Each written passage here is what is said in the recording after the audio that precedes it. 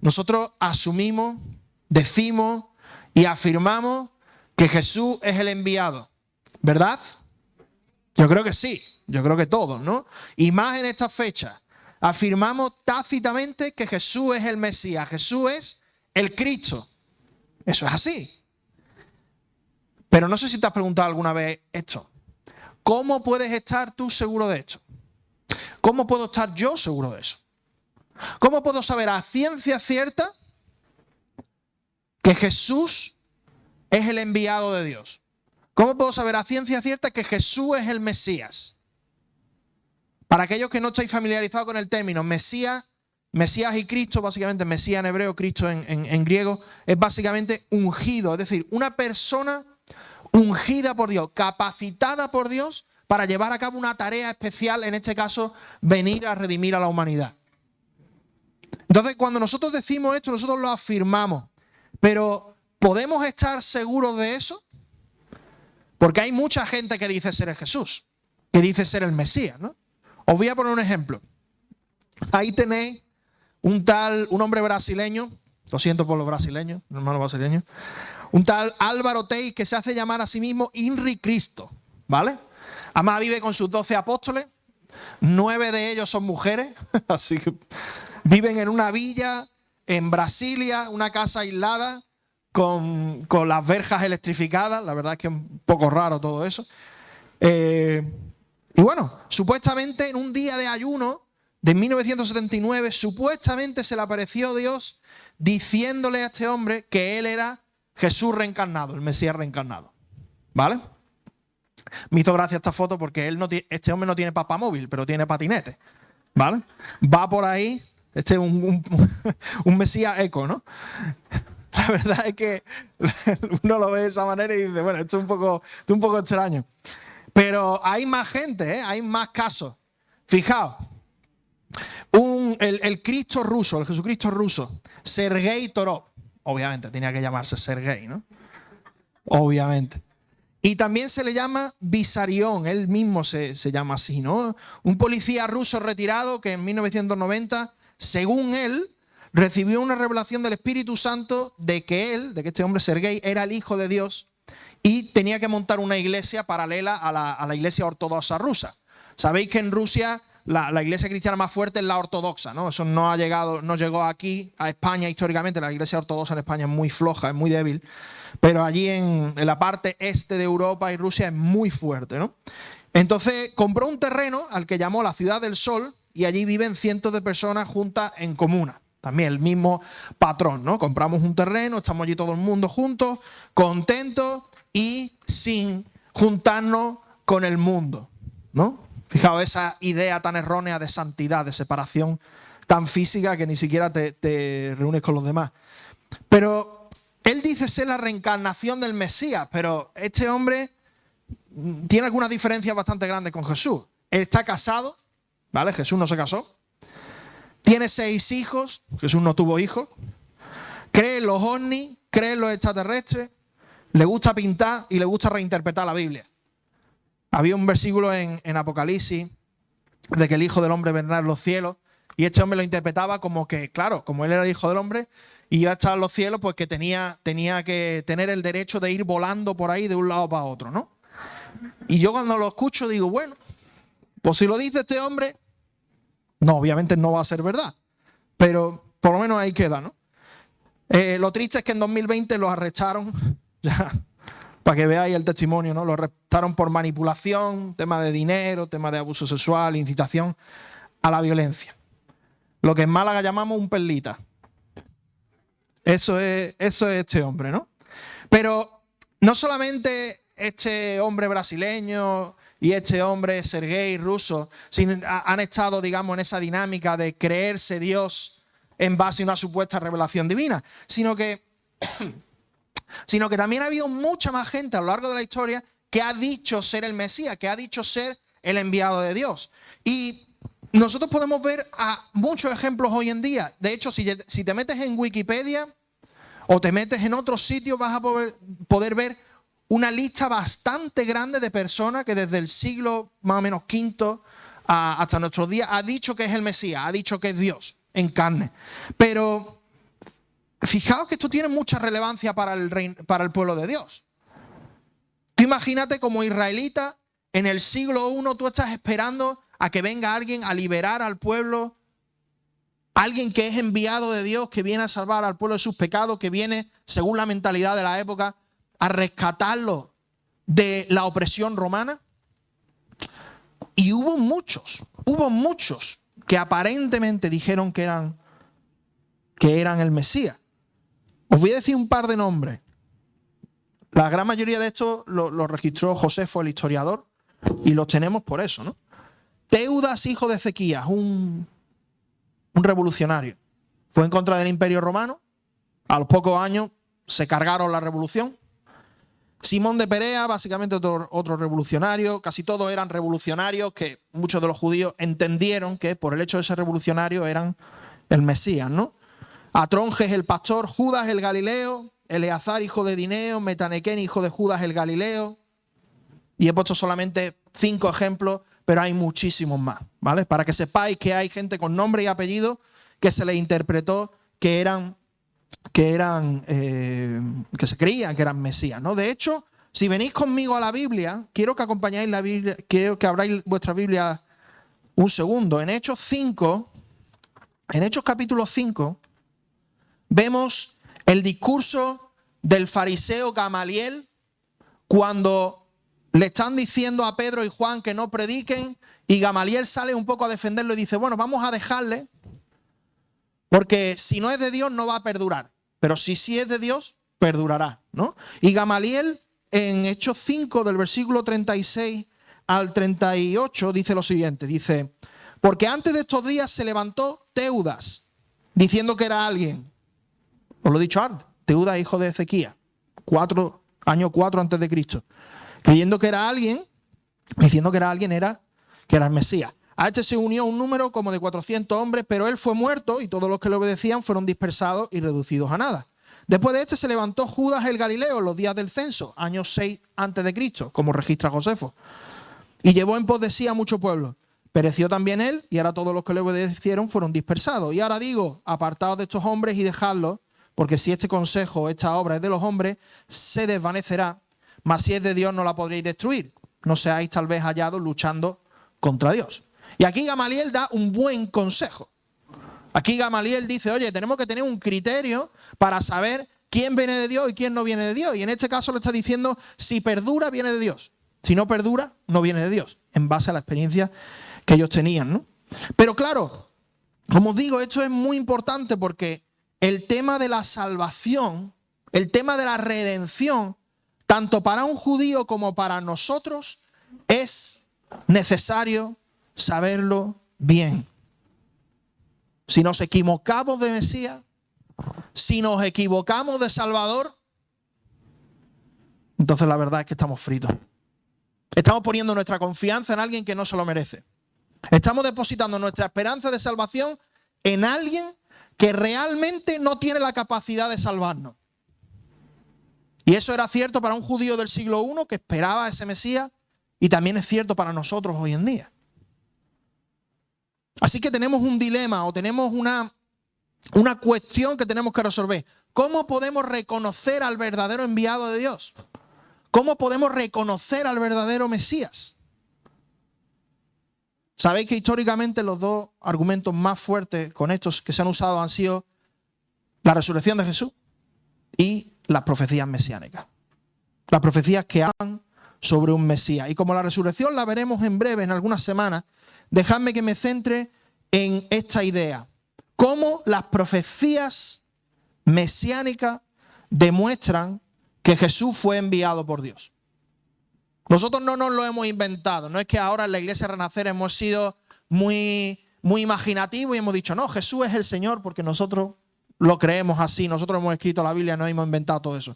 No, es que hay prueba, hay criterio, hay evidencia para poder entender y afirmar que Jesús es el enviado de Dios. Y quizá tú en esta mañana dices, bueno, Gonzalo, ¿y eso qué relevancia tiene para mí? Pues déjame que te diga algo.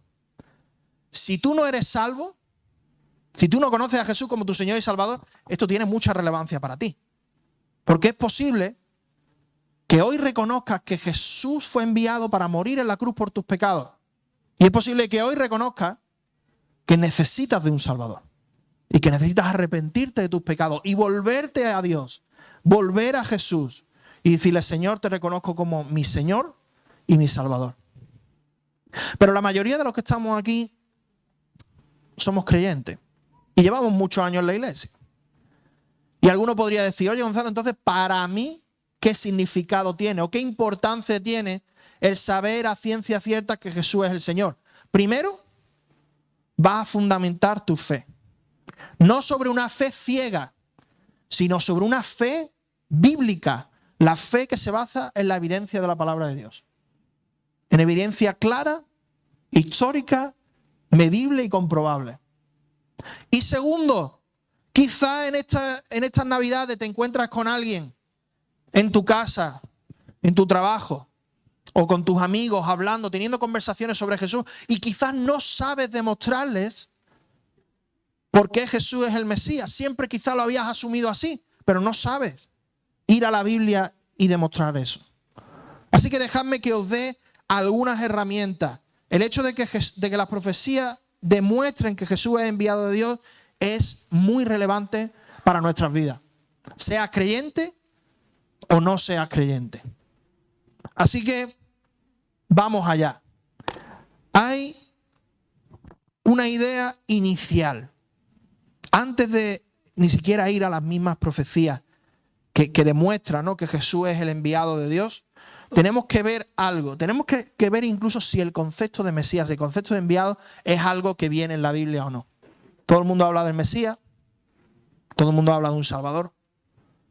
Pero la pregunta es, ¿realmente en la Biblia viene eso? ¿Realmente en la Biblia, antes del Nuevo Testamento? Nosotros basamos mucho de nuestro pensamiento en el Nuevo Testamento, y está bien, porque es revelación divina. Pero antes del Nuevo Testamento, antes de esos registros históricos, ¿hay algo que nos indique de que Dios iba a mandar a alguien para hacer algo? Por supuesto. Gracias por ese sí. Muy bien. Venid conmigo a Génesis 3:15. Por favor, abrid vuestras Biblias y vamos a Génesis capítulo 3, versículo 15.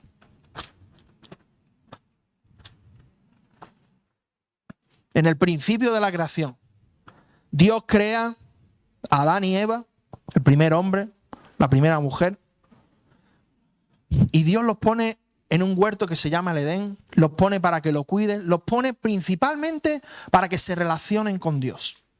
Y dentro de esa dinámica, Dios pone allí un árbol que es el árbol del conocimiento del bien y el mal, y le dice: puedes comer de todo, pero de este no. ¿Y ellos qué hacen? Justo lo que Dios les dijo que no hiciesen, van y lo hacen. Justo eso. Y entonces Dios se da cuenta de eso, obviamente. Dios lo sabe. Ellos intentan esconderse de Dios, pero Dios se da cuenta de que ellos ya han decidido desobedecerle y han decidido rebelarse contra Él. Y en este momento es cuando está en medio del reconocimiento del pecado en lo más profundo. Le está diciendo incluso a Adán y a Eva, le está diciendo: oye, polvo eres y en polvo te convertirás. Incluso en la situación más de mayor maldición que encontramos en la Biblia, ahí se da una promesa de restauración futura, que es Génesis 3:15. Y si leéis conmigo, dice, le está hablando Dios a la serpiente, a Satanás: y pondré enemistad entre ti y la mujer, y entre tu simiente y la simiente suya. Esta te herirá en la cabeza y tú le herirás en el calcañar.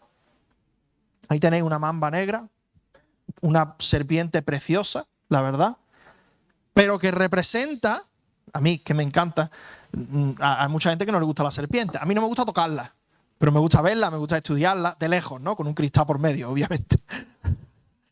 Pero hermano, el hecho de que lo que tenemos en la Biblia es que Satanás adoptó esa forma de serpiente para de alguna manera acercarse a Adán y Eva, engañarlos, o por lo menos engañar a Eva, y hacerlos pecar. Y aquí le está dando Dios una promesa que al mismo tiempo es un juicio para Satanás. Y le dice: va a haber enemistad entre ti y la mujer, tu simiente y la simiente. Es decir, va a venir de la mujer, de manera biológica, va a venir alguien que te va a herir en la cabeza y tú lo vas a herir en el calcañar. Aquí se está hablando de que básicamente la serpiente le iba a herir en el tobillo a este descendiente de la mujer, que es básicamente como decir que es una herida superficial, una herida que no es profunda, que no es grave, ¿no? Pero claro, se está diciendo también que este descendiente de la mujer va a herir a la serpiente en la cabeza. ¿Y sabe qué significa eso? Cuando le machacan la cabeza a una serpiente, ese es el golpe mortal. Ya la serpiente ya está muerta de todo. Puedes pegarle un golpe en cualquier otra parte del cuerpo, pero si destrozas la cabeza, ya ahí la serpiente murió. Entonces está diciendo, va a venir alguien de la descendencia biológica de la mujer, alguien humano, que va a venir y va a destrozar todo lo que Satanás hizo. Va a darle un golpe mortal al diablo. Y aunque el diablo pueda darle una herida superficial a este descendiente, el golpe que le dará será mortal a Satanás. Así que sí, hermano, el concepto de Mesías, el concepto de enviado, está muy claro en las Escrituras. Muy, pero que muy claro. De hecho, tanto es así que Eva, cuando tiene a su hijo Set, ella se cree que Set iba a ser ese Salvador. Pero sigue la genealogía, y sigue con Abraham, y siguen con Isaac, y Jacob, y José, y nos damos cuenta de que ese Salvador llega mucho después. Pero hay gente que dice, no, es que Adán y Eva no lo comprendieron. No, Adán y Eva lo comprendieron. Adán y Eva lo comprendieron porque ellos mismos creían que su próximo hijo iba a ser el Salvador que los iba a rescatar de este mundo de miseria. Y hermanos, para nosotros esto es relevante hoy en día, incluso si no eres creyente. ¿Cuál es la pregunta que una persona como no creyente, cuál es la pregunta más común que ellos tienen? ¿Por qué Dios permite el sufrimiento? ¿Verdad? ¿Por qué Dios permite la guerra? ¿Por qué Dios permite las enfermedades? ¿Por qué Dios permite el cáncer? ¿Por qué Dios permite todas esas cosas? Y nosotros como cristianos tenemos la respuesta a eso. No es que Dios crease el mundo en este estado de miseria. Dios creó un mundo perfecto. Y como creó un mundo perfecto, todo lo que hizo era bueno. Y lo vemos en Génesis 1. Y bueno en gran manera. El problema es que nosotros pecamos. Y como nosotros pecamos, como nosotros nos alejamos de la fuente de la vida, ¿qué pasa cuando te alejas de la fuente de la vida? Que te empiezas a marchitar, que te empiezas a morir. Poco a poco, poco a poco, poco a poco. Y lo que ocurre es que no es la culpa de Dios que existan los cánceres, las enfermedades, la guerra hoy en día. Es culpa nuestra. Es nuestra separación con Dios. Hermano, esto es fuerte, ¿eh? Esto es fuerte. Porque la gente en la calle generalmente lanza el dedo acusador hacia Dios. Dice, tú eres el culpable. Pero Dios nos dice, no, cambia la dirección. Tú eres el culpable. Y ahí es cuando nos podemos unir y podemos empatizar con ese grito de angustia que muchas personas tienen en este mundo, que dicen, ¿cuándo va a acabar esto? ¿Cuándo va a acabar la enfermedad? ¿Cuándo va a acabar la miseria? ¿Cuándo van a acabar las enemistades, las guerras que están por doquier? A cada rato estamos teniendo una guerra nueva. ¿Cuándo va a acabar esto? Y por encima de todo, el enemigo final del hombre, que es la muerte, que ninguno de nosotros puede vencer por nosotros mismos. Si es que tú lo ves desde la perspectiva de una persona que no es creyente y la verdad es que te trae una gran desesperación. Y si la desesperación te abruma, no te juzgaría, porque realmente es una visión sin esperanza. Lo único que queda es morir. Y se acabó. Da igual lo que hagas en tu vida, bueno o malo. Lo que importa es que tus átomos se desintegren en el universo y ahí te quedaste. Y no más. Pero nosotros como cristianos podemos dar una respuesta mucho más satisfactoria. No solamente a nivel emocional, sino a nivel físico, a nivel espiritual. Podemos decir, no, el mundo no está así por causa de Dios.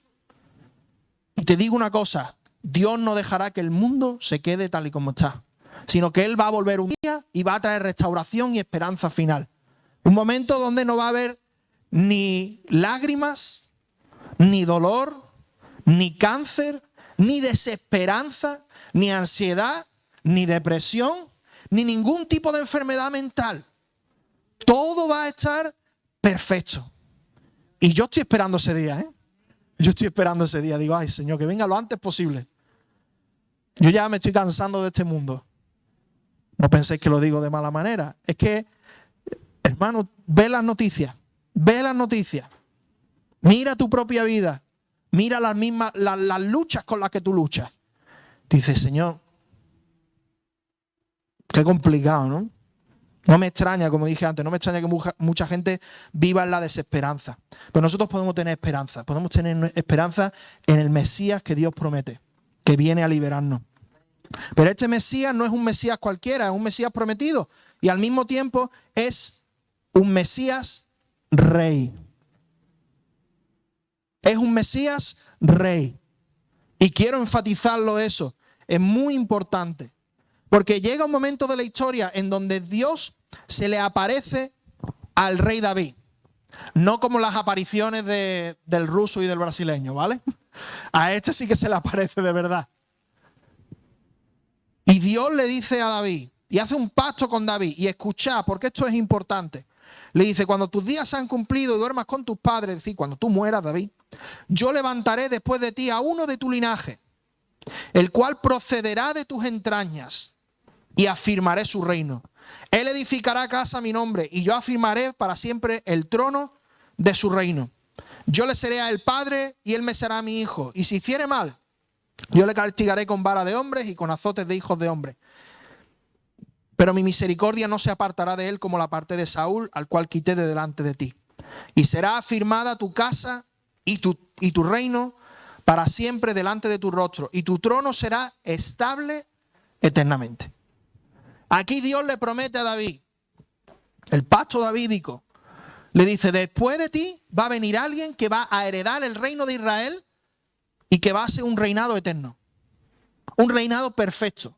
Un reinado en el cual yo voy a estar con esa persona desde siempre.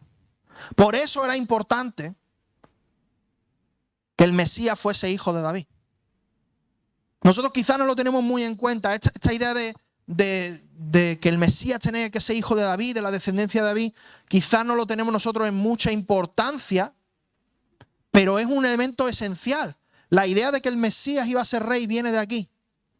Y entonces nosotros podemos ver en Mateo 1 y en Lucas 3 la genealogía, ¿verdad? Esa parte de los Nuevos Testamentos que uno salta, porque no sabe qué significa. Pero para un judío tiene mucho sentido porque el Mesías tiene que venir de la línea biológica del rey David. Y lo que ocurre es que en Mateo 1 tenemos la genealogía del padrastro de Jesús, que es José, el primogénito con todos los derechos al trono del pueblo de Israel. Y por la línea de Lucas 3 tenemos la genealogía de María, en la cual ahí Jesús viene de manera biológica de la descendencia de David. Entonces tú juntas Jesús, descendiente biológico de David, con María como su madre, y Jesús como el heredero legítimo al trono de Israel por heredar los derechos legales de su padre José. Entonces ahí lo tiene. Hijo biológico y heredero legítimo. Jesús siendo todo lo que nosotros esperamos y todo lo que nosotros necesitamos. Porque hermanos, nosotros no necesitamos una persona que simplemente venga a ayudarnos. Necesitamos una persona que venga a gobernar. Como he dicho antes, tenemos guerra a porrillo. Cada día sale una nueva. Cada día sale un nuevo conflicto político. Y cuando tú ves la geopolítica mundial, eso parece un tablero de ajedrez. No sabes qué ficha mover porque alguna ficha te comen seguro. Y la verdad es que Cuando nosotros lo vemos desde esa perspectiva, nos damos cuenta de que nosotros como seres humanos necesitamos un liderazgo fuerte, un liderazgo total y absoluto que pueda traer paz duradera. Y ese es el Rey de Reyes y Señor de Señores que va a venir a reinar cuando venga por segunda vez a por su iglesia. Y ese es nuestro Señor. Si le dais ese aplauso al Señor, que sea más fuerte, ¿eh?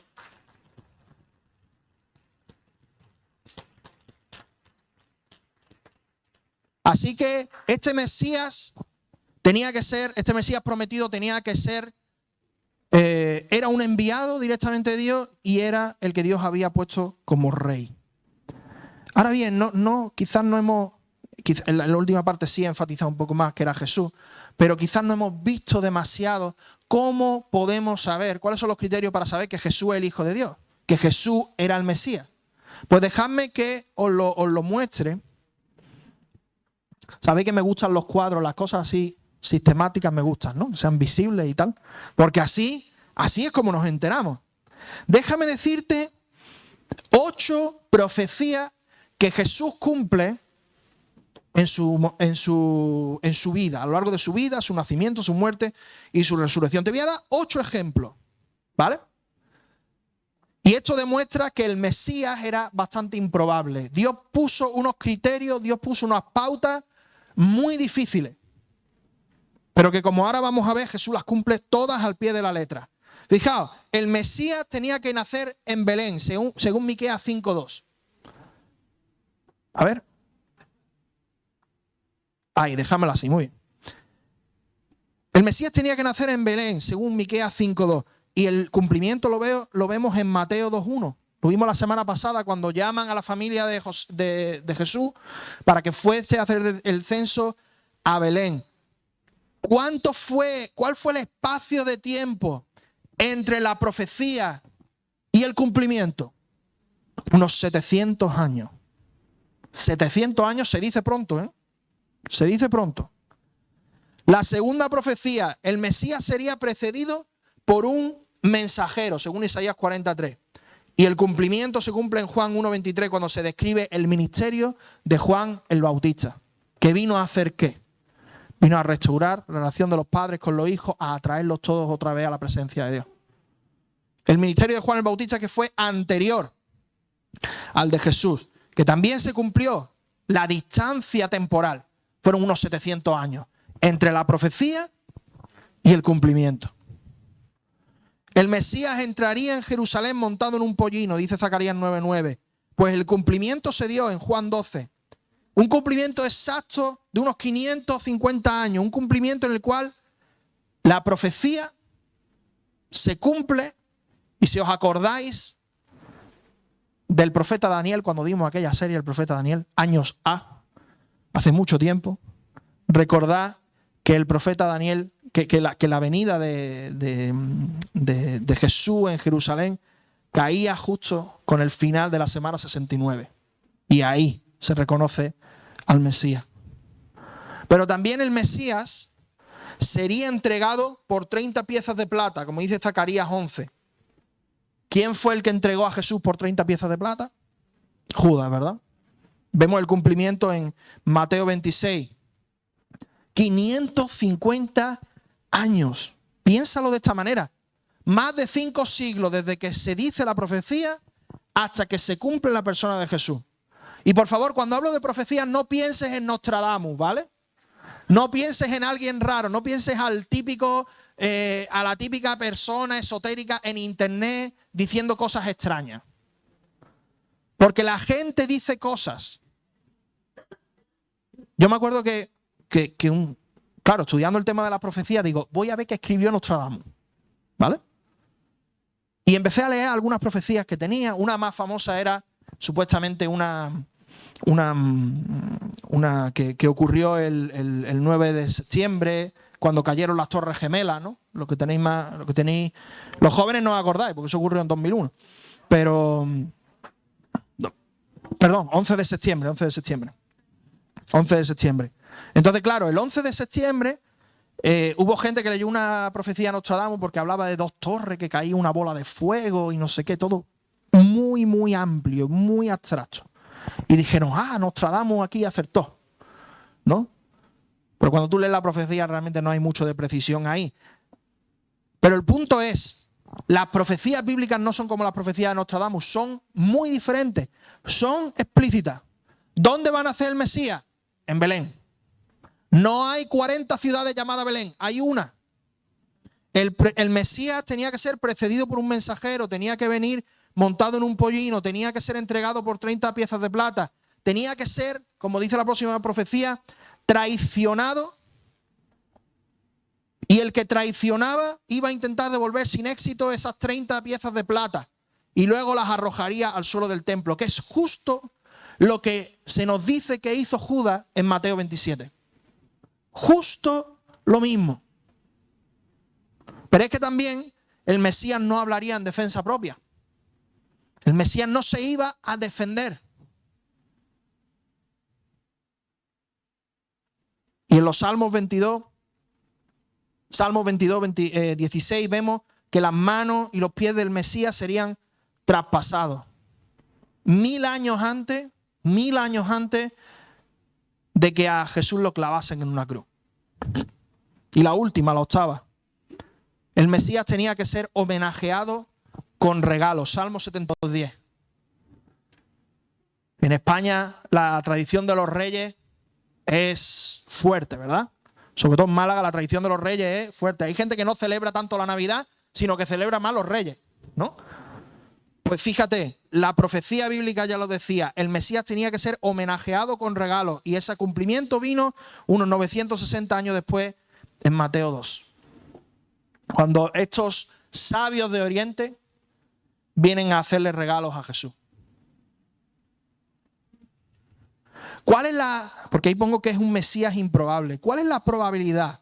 Hermano, ¿cuál es la probabilidad de que este Mesías, de que una persona cumpliese no solamente 8, sino 48 de las más de 60 profecías que hay sobre él, de su venida? La probabilidad es esa. Un 0, seguido de 157 ceros. Es una barbaridad. Eso es... Mira, lo estaba buscando estos días. La probabilidad de ganar la lotería es 0,0001. Es decir, 340, perdón. A la potencia de 4. ¿Sabes qué? Esto no estamos hablando de 3 o 4 ceros. Esto estamos hablando de 157 ceros. Matemáticamente, esto es imposible. Es imposible que nadie cumpla con las profecías. Si queréis saber de dónde saqué esto no lo hice yo, ¿vale? Yo, la verdad, no llego a este nivel. Pero hay un libro que se llama Evidencia que exige un veredicto, de Josh McDowell, que os lo he recomendado alguna vez. Lo podéis leer. Y aquí viene la explicación de cómo se llega a este número. Pero fijaos, si nosotros no somos capaces de comprar la lotería, porque sabemos que eso es simplemente una cosa en la cual vamos a perder dinero, ¿cuánto más improbable es que ocurra algo con esta bajísima probabilidad? Es muy improbable. Es muy improbable. Y lo interesante de todo esto es que es necesario que sea improbable. Porque no lo puede cumplir cualquiera. No podía llegar cualquiera y decir, yo soy el Cristo, yo soy el Mesías, y que la gente lo creyese y lo adorase. Tenían que ser unas reglas, unos criterios muy específicos. Tenían que ser unas pruebas muy claras para que la gente pudiese reconocer, sí, este es el Mesías. Este es el Cristo, el que iba a venir a redimirnos por nuestros pecados. Hermano, nuestra fe no es una fe ciega. Cuando tú ves esto, ¿qué hace falta? Más fe. ¿Para creer en que Jesús fue el Hijo de Dios o en no creerlo? Cuando lo vemos así, cuando yo hablo con alguna persona que no está muy convencida de si Jesús es el Hijo de Dios o no, si es el Mesías o no, y le pongo una probabilidad como esta, me dicen, oye, esto es bastante interesante. Y lo que nosotros tenemos que entender es que nosotros no vamos diciendo Jesús es Dios por fe ciega. No entendamos la fe de esa manera. La fe se puede traducir mejor en la Biblia, se puede traducir mejor como confianza. Una confianza basada en lo que Dios ya ha hecho. Mira lo que Dios ha hecho. Dios mandó a Jesús y Jesús, de todas las profecías que tenemos en el Antiguo Testamento que hablan sobre la primera venida del Mesías, Jesús las cumple todas. Jesús las cumple todas. Y las que no ha cumplido todavía son las que pertenecen a la segunda venida. Pero no te preocupes, que las cumplirá. Y llegará de vuelta. Y vendrá por su iglesia. Y nosotros podemos tener esa confianza. ¿Por qué? Porque cuando vino por primera vez ya nos demostró que realmente Él era el Hijo de Dios. Y esto es muy fuerte. Esto es muy potente. Como digo, nosotros podemos hablar con personas sobre el Evangelio y decirle esto y decirle, mira, es que la probabilidad es bajísima. Es bajísima. Nadie puede cumplirlo. Es imposible que nadie lo cumpla. Menos Jesús, que lo cumplió todo. Y como dije antes, repito, si hay alguien en esta mañana que quizás está dudando y dice, yo no sé si Jesús es el Mesías, no lo tengo muy claro, mira la pantalla. ¿Eso es claro o no es claro? Eso es muy, muy evidente. Y podemos entender claramente que Jesús es el que decía ser un enviado de Dios, que venía a morir por todos nuestros pecados, a resucitar al tercer día y a darnos vida y a darnos esperanza. Podemos confiar en eso. Y esto es parte de lo que dice la Biblia. Esto es parte de lo que dice la Escritura. Dios mismo en el Antiguo Testamento nos dejó testimonio de quién iba a ser el Mesías, cómo iba a ser el Mesías, para que su pueblo, cuando llegasen falsos cristos, falsos maestros, pudiesen detectar quién era el verdadero Mesías y quiénes no eran los verdaderos Mesías. Y como se han juntado mucho a lo largo de la historia, pero solamente uno pudo cumplir todos los criterios, nosotros podemos afirmar confiadamente que Jesús es el Cristo. Jesús es el enviado de Dios. Y la Biblia misma nos lo demuestra con sus profecías. Pero no todo el mundo acepta esto. Porque no solamente el Mesías fue un Mesías prometido y en el caso anterior improbable, sino que hay mucha gente que incluso viendo este tipo de cosas dice, yo realmente no quiero creer. No quiero creer y te voy a poner unas cuantas objeciones, ¿no? La primera de las objeciones que ponen es que Jesús cumplió las profecías mesiánicas a conciencia, ¿no? Hombre, eso de entrar en Jerusalén un pollino, yo cojo un burrito pequeño, entro en Jerusalén y ya digo que soy el Mesías, ¿no? Eso lo he escuchado, hermano, lo he escuchado así de veces. Además que los españoles somos así de crudos, ¿no? Pero ¿sabes lo que no se puede hacer a conciencia? Lo que no se puede elegir. Tú no puedes elegir el lugar donde naciste, ¿verdad? Jesús nació en Belén. Yo nací en Málaga, gracias a Dios, ¿no? No, hombre. Amén. Una malagueña que dice eso. Bien, bien. Yo no decidí dónde nací. Vosotros tampoco. Jesús, siendo solamente un mero hombre, podría haber nacido en Belén, podría haber urdido un plan por detrás para nacer en ese lugar. Eso no tiene sentido.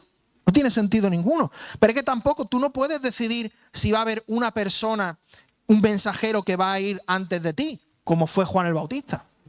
Tú tampoco puedes decidir, como dice otra profecía en Oseas 11:1, de Egipto llamé a mi hijo. Tú no puedes decidir que tus padres decidan emigrar a Egipto durante 2 años.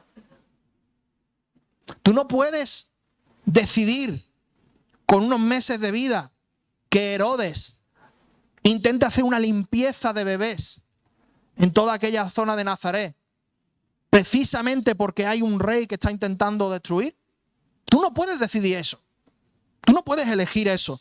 De hecho, venid conmigo a Génesis 49, porque en Génesis 49 está una de las profecías que para mí, personalmente, quizás más me han impactado. Génesis 49, versículo 10. Aquí está hablando Jacob, hablando de sus hijos, y es una profecía en la cual habla sobre todo ellos y profetiza algunas de las cosas que le van a ocurrir. Y cuando habla de Judá, dice lo siguiente, versículo 10. No será quitado el cetro de Judá, ni el legislador de entre sus pies, hasta que venga Silo, y a él se congregarán los pueblos. ¿Vale? Tú lees este versículo y claro, para nosotros quizás no tiene mucho sentido por nuestra falta de contexto hebreo, pero cuando aquí se habla de quitar el cetro, la idea aquí del cetro era la capacidad de autogobierno que tenían las diferentes tribus del pueblo de Israel. ¿Vale? Tanto es así que las diferentes tribus tenían la capacidad, incluso en su autogobierno, de decidir sobre la vida y sobre la muerte de una persona. Eso ocurría. Tenían la capacidad de hacerlo. Pero, ¿qué es lo que ocurre? Que aún teniendo esta capacidad de autogobernarse,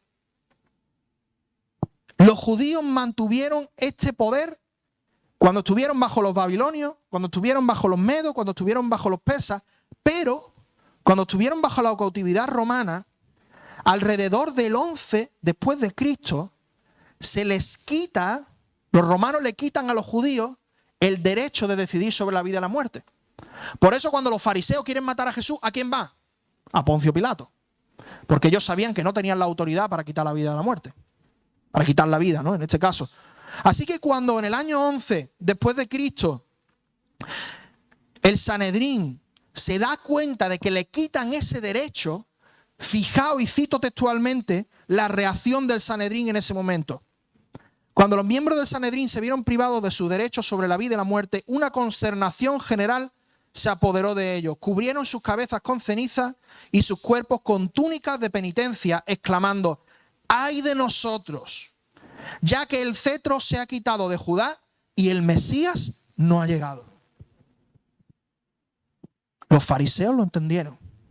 Los judíos lo entendieron.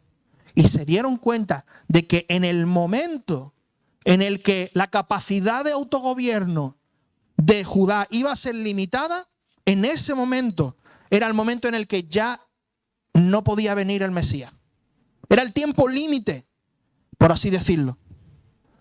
Gracias a Dios, Jesús ya llevaba vivo unos cuantos años en la tierra. Lo que pasa es que todavía no había empezado su ministerio visible. Por lo tanto, ellos no lo habían reconocido todavía. Pero ellos tendrían que haberlo visto. Los fariseos conocían esta profecía. Tendrían que haber dicho: a ver, ¿tú en qué año naciste? Anda, tú naciste antes de que se le quitase el autogobierno a Judá. Eso significa que es posible que tú fueses el Mesías. Por eso hoy en día, aunque venga un brasileño y venga un ruso a decirnos que son el Mesías reencarnado, nosotros podemos decir: no, no lo sois. Tan fácil, porque a partir del 11 después de Cristo, la tribu de Judá no tiene capacidad de autogobierno. Y la Biblia nos dice que en ese momento era el momento límite para el tiempo del Mesías. Punto. Fijaos qué claro, fijaros qué evidente, qué preciso es eso. No es una profecía vaga, abstracta y esotérica. Es una profecía clara. Y para mí eso tiene muchísimo valor. En conclusión, una persona, Jesús no pudo elegir su lugar de nacimiento, ni que sus padres viajasen a Egipto, ni que le precediera un mensajero, ni que le crucificasen, ni muchos otros factores, ni siquiera que naciese en la época en la que nació, en el año en el que nació. Así que Jesús cumplió las profecías mesiánicas a conciencia. No podía si no hubiese sido Dios. Pero precisamente porque era Dios que vino a esta tierra, Dios estaba detrás atando los cabos y los hilos para que Cristo, como nos decía bien nuestro hermano Warry la semana pasada, viniese en el cumplimiento del tiempo, en el momento perfecto y adecuado. Y nosotros podemos tener confianza en eso. Hay mucha gente que rechaza a Jesús también como el Mesías porque dicen que Jesús manipuló las escrituras hebreas. Es decir, Jesús de alguna manera cogió el Antiguo Testamento, lo tergiversó y dijo: ¿en qué año nací yo? ¿En este año? Pues lo voy a poner la profecía mesiánica para este año. ¿Que nací en Belén? Pues voy a poner la profecía en que iba a nacer en Belén. Pero eso no tiene ningún sentido. Eso es como si yo ahora intento ir a la sociedad bíblica de España o a las sociedades bíblicas a lo largo del mundo y digo: mira, que me quiero hacer el Mesías, ¿vale? Vamos a decir que el Mesías nacería en Málaga en el año 1992, ¿no? Eso no tiene sentido, por varias razones, porque esas escrituras están totalmente extendidas por el mundo y porque llevan cientos de años vigentes. Es que tenemos que entender que el Antiguo Testamento llevaba 400 años completos. 400 años. No estamos hablando ni de un día ni de dos, ni siquiera estamos hablando de la capacidad de modificar el Antiguo Testamento. Eso revela simplemente una ignorancia de cómo funcionaban los escribas en aquella época. Jesús no pudo de ninguna de las maneras modificar ni manipular las escrituras para hacer como que Él era el Mesías. Eso no tiene sentido ninguno. Pero hay un tercer argumento en contra. Hay muchos más, pero he querido poner 3 por lo menos. Y uno de ellos dice que Jesús fue una copia de otras deidades.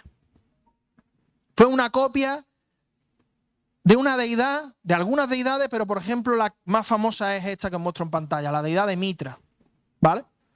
Una deidad persa, un dios persa anterior a Zoroastro, que según muchos escépticos era muy parecido a Cristo. Y os voy a decir, esto lo podéis encontrar en blogs en internet y en páginas en internet, ¿vale? Os voy a decir lo que supuestamente Mitra era. Supuestamente, estos son algunos ejemplos de su vida. Supuestamente Mitra nació de una virgen, ¿vale? Supuestamente nació el 25 de diciembre. Supuestamente a su nacimiento le acudieron pastores. Supuestamente también se le consideró un gran predicador y maestro. Le acompañaban 12 discípulos. Llevó a cabo milagros. Se sacrificó a sí mismo por la paz mundial. Fue enterrado en una tumba y resucitó al tercer día. Y se le dieron nombres como el buen pastor, el camino, la verdad y la vida, el Logos, el Redentor y el Salvador. Tú escuchas esto y te dices, madre mía, ¿eh? Parece que son 2 calcos. ¿Sabes cuál es el único problema de todo esto? Que no es verdad. Es el único problema. Que históricamente tú cuando vas a los mitos te das cuenta de que son mentiras. Porque Mitra no nació, según el relato original, no nació de una virgen, nació de una roca. De una roquita. Mitra no nació el 25 de diciembre, sino que se le celebraba el 25 de diciembre. Pero además yo creo que también Warry nos dijo la semana pasada cómo Jesús no nació el 25 de diciembre. Lo más probable es que Jesús naciese en el mes de Nisan, en la época de mayo o abril, que era cuando los pastores estaban fuera pastoreando a las ovejas. Lo de los pastores sí era cierto, pero lo curioso es que estos pastores ayudaron a Mitra a crear el universo, ¿vale? Según la mitología. Así que pastores de campo no eran. Eran otra cosa, pero pastores de campo no. Mitra tampoco tenía 12 discípulos. Sí que supuestamente hizo milagros, pero, a ver, cualquier dios en la mitología hizo milagros. Así que eso tampoco es una cosa especial.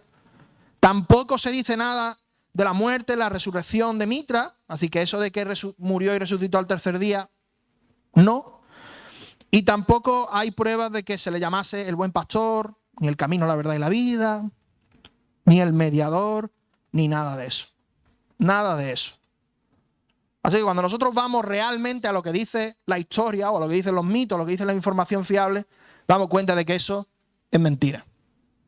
Eso es un mito, literalmente, que empezó a surgir en algunos círculos ateos hace 40 o 50 años. Bueno, perdón, hace más, 80 o 90 años, que por un tiempo estuvo tranquilo, pero después volvió a resurgir. Y realmente, cuando ves la evidencia, no funciona. No funciona. Y tú dices, Gonzalo, ¿para qué me interesa saber esto? Te lo voy a decir. Esto nos interesa saberlo porque el ser humano, cuando no quiere aceptar a Jesús como su Señor y Salvador, se va a inventar cualquier excusa, aunque sea mentira. Se va a inventar cualquier excusa para decir, no, realmente no lo podemos saber. Realmente es una copia de otra deidad, aunque no tengamos ni idea de a qué nos referimos. Realmente manipuló algo, realmente.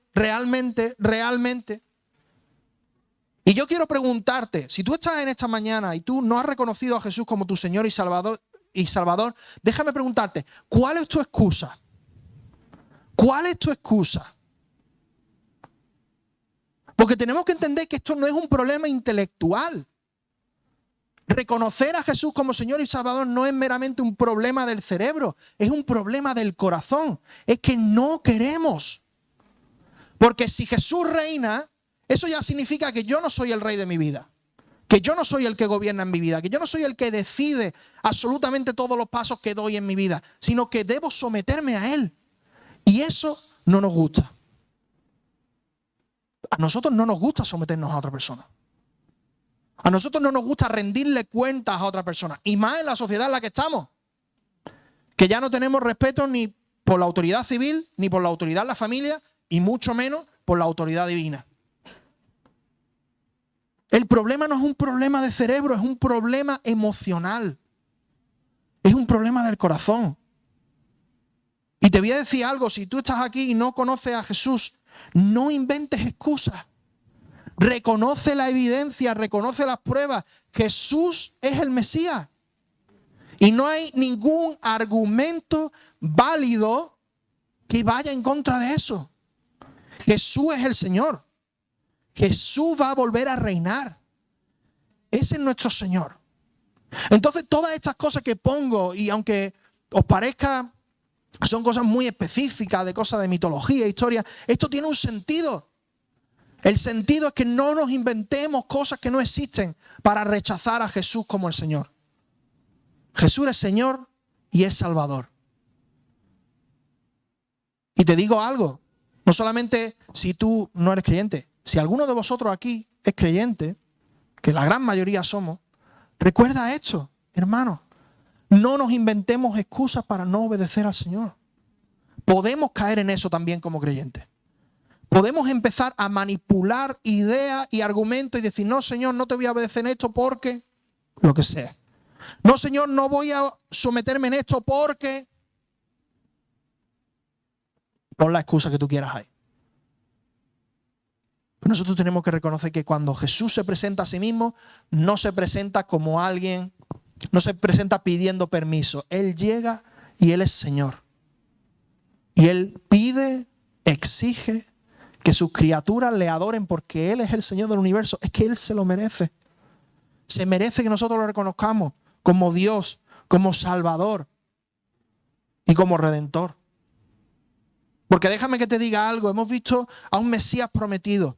Un Mesías que era muy improbable, pero que Jesús cumplió esas profecías. Un Mesías que incluso se le rechaza. Pero hay algo que destaca sobre todo. Un Mesías necesario. ¿Por qué envió Jesús? ¿Por qué envió Dios a Jesús a morir por nosotros? Para salvarnos de nosotros mismos. Salvarnos de nuestro propio pecado, de nuestra propia miseria, de nuestra propia maldad. Para salvarnos de todo lo que nosotros somos. Nosotros nos creemos, y en nuestro contexto en España, en nuestra querida España, nos creemos que somos muy buenos. Nos creemos, no, yo no he matado a nadie, yo no he hecho esto, yo no he hecho lo otro. Amigos, hermanos, nosotros no somos tan buenos.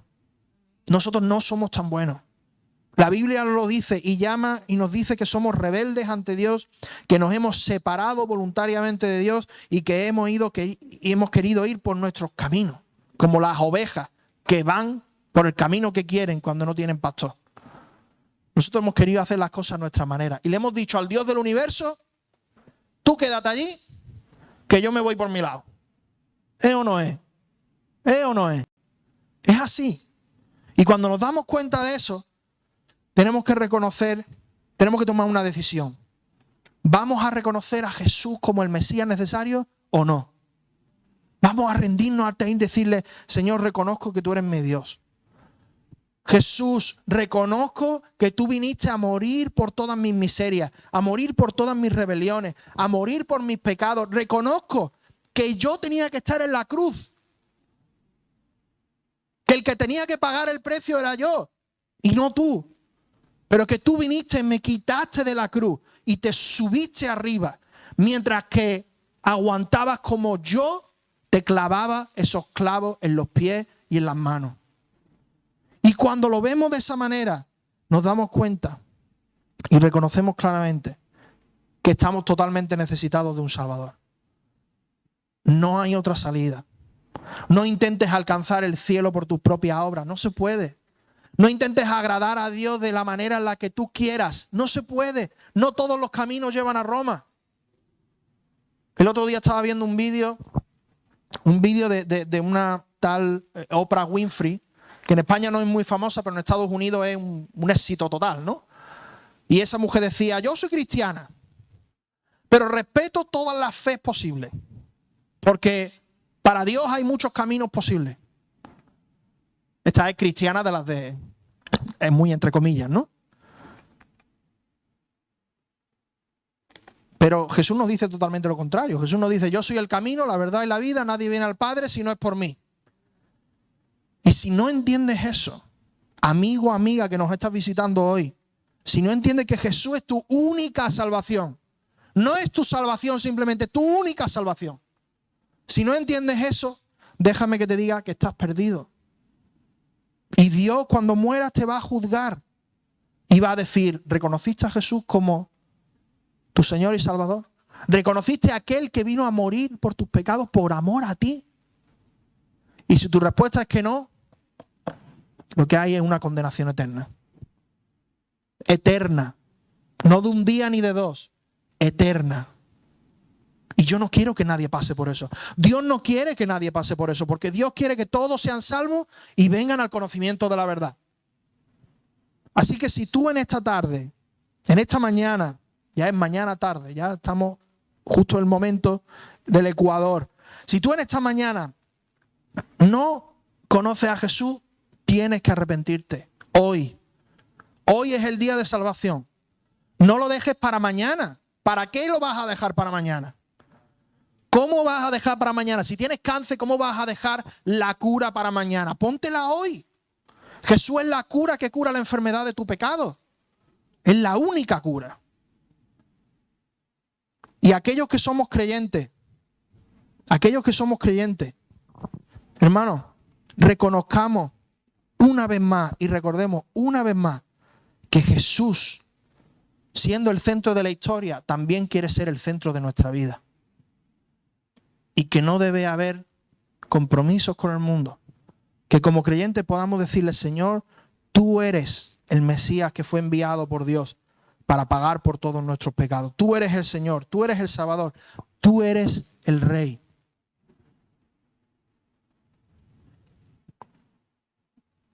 Hermano, las profecías demuestran que Jesús fue el enviado de Dios. Las profecías demuestran que Jesús fue el enviado de Dios, que es la idea de toda la predicación de hoy. No hay duda. No hay argumento que se levante en contra de eso.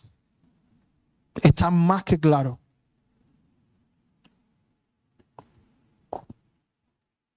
Piensa en esto. ¿Por qué no cierras tu ojo por un segundo?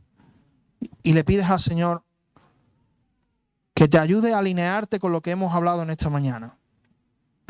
Dile, Señor, yo no merezco tu salvación, pero la quiero, la necesito. Ven a mi vida, me arrepiento de mis pecados.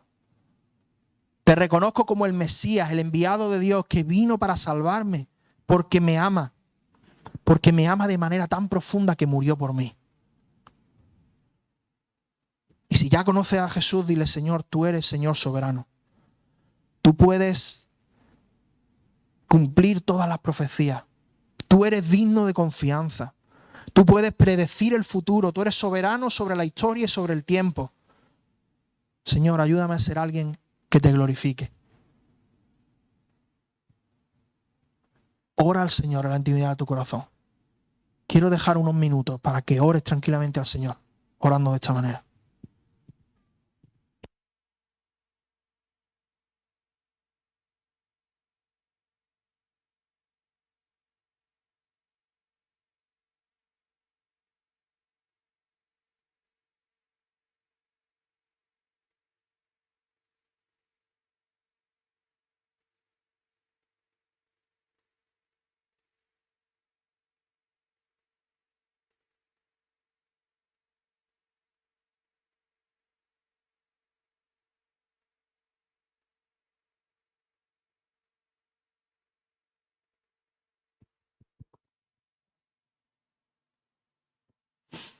Señor, estamos tan necesitados de ti.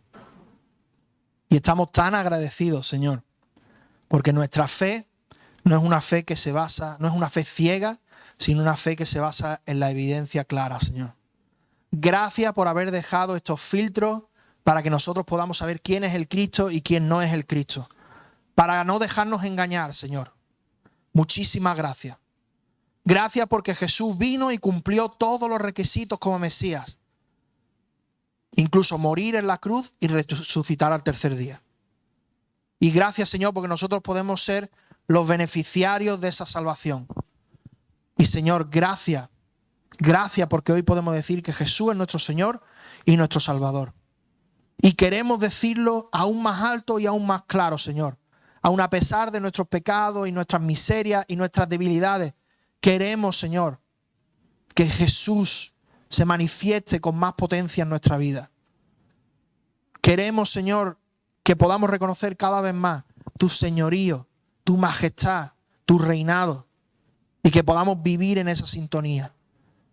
Que podamos decir que yo no soy el rey de mi vida, que Jesús es el rey de mi vida. Te lo pedimos en el nombre de tu Hijo Jesucristo. Amén. Si hay alguno de vosotros que ha hecho una oración, que le ha pedido al Señor perdón por sus pecados por primera vez, te pido que te acerques a nosotros.